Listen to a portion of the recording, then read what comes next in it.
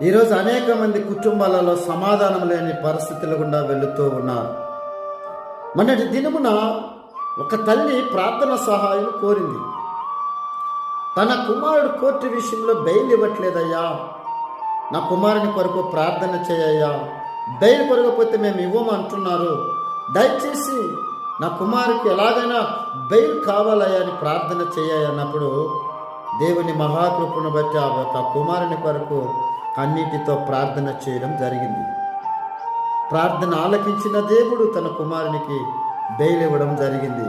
తిరిగి ఆ తల్లి నాకు ఫోన్ చేసి, అయ్యా మీరు ప్రార్థన చేసినారు, మీ ప్రార్థన దేవుడు విన్నారు, నా కుమారుడికి బెయిల్ ఇచ్చిందని ఎంతో సంతోషంగా ఉన్నది. ఆమె ఒక ప్రభుత్వపు ఉద్యోగి.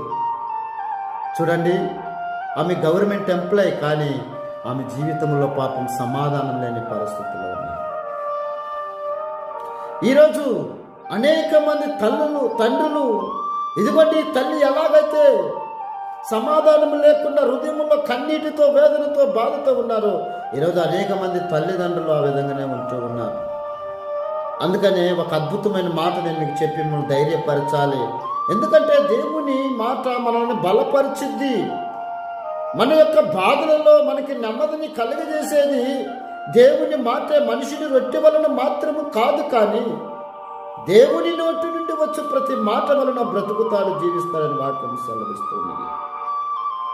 147వ కీర్తన 14వ చరణంలో కీర్తనక్కడైన దావీదంటాడు, అయ్యా నీ సరిహద్దులలో సమాధానము కలుగజేయవాడు ఆయనే, మంచి గోధుమలతో నిన్ను తృప్తిపరచువాడు ఆయనే. నిజంగానే ఆయనే మనకు సమాధానాన్ని ఇవ్వగలిగిన వాడు, ఆయన మనం తృప్తిపరిచే దేవుడు. ఎందుకు? ఆకాశ పక్షులను చూడండి, అవి విత్తవు కోయవు, వాటిని పోషిస్తున్న దేవుడు ఈరోజు నిన్ను కూడా పోషిస్తూ ఉన్నాడు, నన్ను పోషిస్తూ ఉన్నాడు, ఈ ప్రపంచమును ఆయనే పోషిస్తూ ఉన్నాడు. అందుకని వాక్యములు అంటున్నాను, ఎవరికి సమాధానాన్ని ఇస్తాడు ఆయన? ఈరోజు నీ కుటుంబంలో నీ పిల్లల విషయంలో నీకు సమాధానం లేకుండా ఉండవచ్చు, అప్పుల విషయంలో సమాధానం లేకుండా ఉండవచ్చు, నా పిల్లలకి ఉద్యోగం లేదను సమాధానం లేకుండా, వివాహం కావట్లేదను సమాధానం లేకుండా కన్నీరు గారుస్తున్నావేమో. సహోదరి సహోదరుడా, నీతో నేను యేసయ్య మాట్లాడుతూ ఉన్నాను.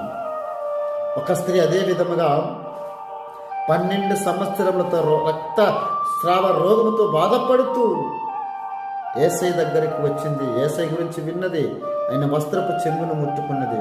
యేసయ్యలో నుండి ఒక అభిషేకం ప్రభావం బయటికి వెళ్ళింది. అప్పుడు యేసయ్య అంటాడు, నీవు సమాధాన గలదానివై వెళ్ళుము అంటాడు.